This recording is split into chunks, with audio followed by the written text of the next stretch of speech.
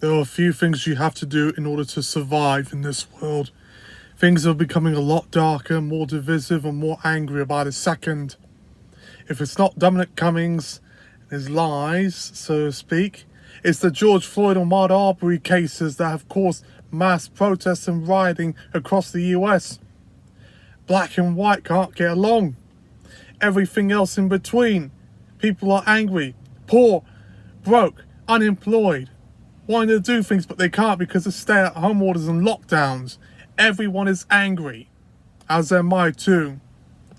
But if you're poor, or if you're the wrong ethnicity or colour, you have even a lot more to worry about as well. Number one, the best way to solve this fucking problem overnight is to self-isolate. I know what you're thinking. We've been doing that already with the coronavirus. But I mean it in a different way.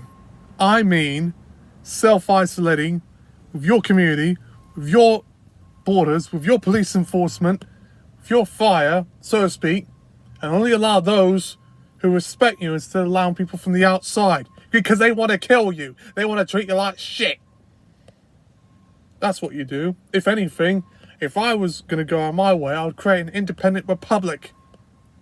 And for those black and brown people watching this video, wherever you might be, Palestinians, Rohingya Muslims, because you can't kill people, because you go to prison or get killed by those who want to kill you, you create your own independent republic. Petition the United Nations or other organizations that are looking out for your best interests. If any, get an ally from the outside who really respects you, from your people who is living in a developed country to represent you, to create your own independent republic, and don't let people from the outside try to filter you through.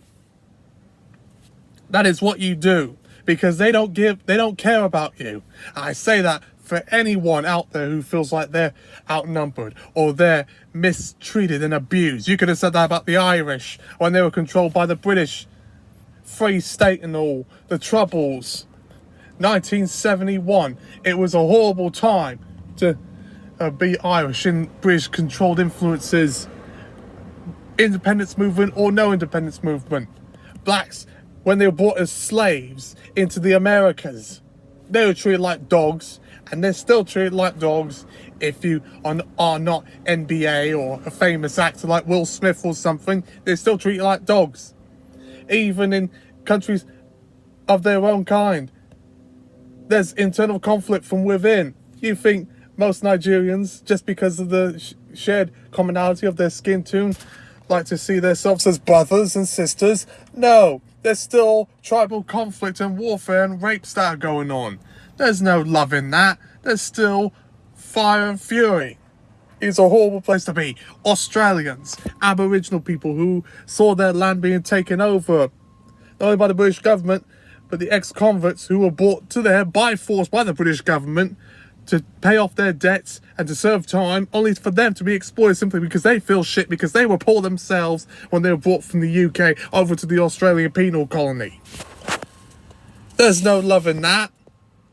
And Palestinians, who have no home to go to because the government wants to ignore all their wishes, and the UN, even with all the decrees and peace accords, hasn't done anything much about it because many of their lands have been occupied by Israel and the US, who is buying off their elections and also serving as the satellite influence within that nation. South African apartheid, being told by an outside force who was there mostly as a colonial power or as immigrants, telling them you can't have rights to your own land. It wasn't Mandela till he tried to change that, but even at that, native South Africans are still poorer than the whites and other sort of wealthy, so to speak, like Japanese and Korean and Jewish groups that are there living in South Africa. They're still poorer than that in shanty towns, near the Soweto township and all that.